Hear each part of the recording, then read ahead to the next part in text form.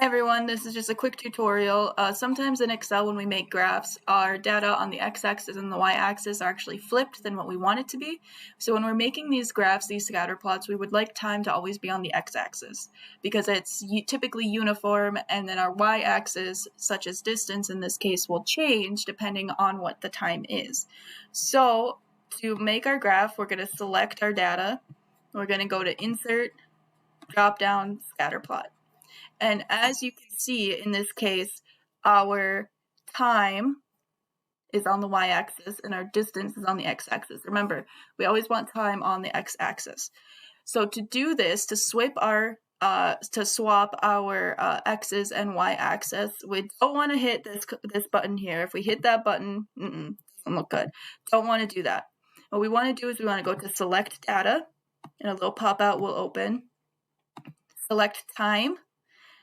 In my case, it's labeled time, and we're going to hit edit.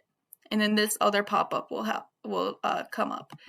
So in the series X values, this is what we're going to put on the X-axis. So right now, it has everything in column B.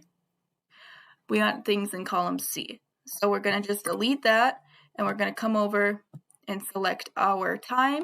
And in the Y, I'm going to delete it, go over, select our distance. All right, so now we can see we have on our x-axis, we have our time. On our y-axis, we have our distance. We'll hit OK, and we'll hit OK. And there we go. Now we have a pretty graph. Some other things that we need to keep in mind when we're making our graph is to make sure our graph has a title.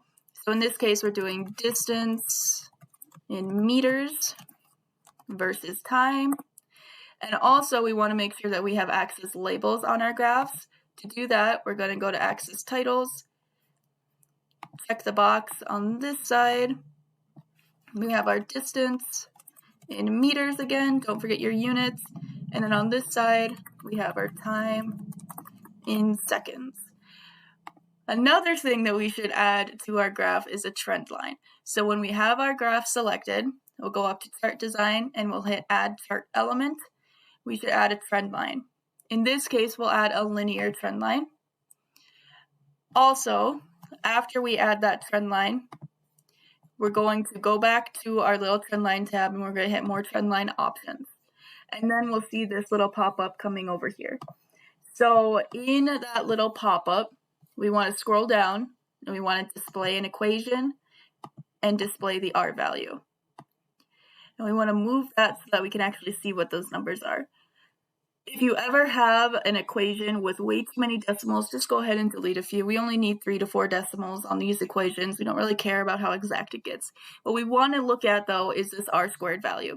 The closer that value is to 1 means how uniform our plots are, how close they are to linear. So if that R squared value is ever 1, that means that our trend line fits perfectly with those plots of data. The closer we can get to 1, the better. So if you have any questions with Excel, feel free to reach out to me. Dr. Demuth is more of an expert on Google Sheets. I use Excel for everything that I typically do. So hopefully this helps a little bit. Keep in mind, we always want our time to be on our x-axis, and always include an equation and the R squared value on your charts.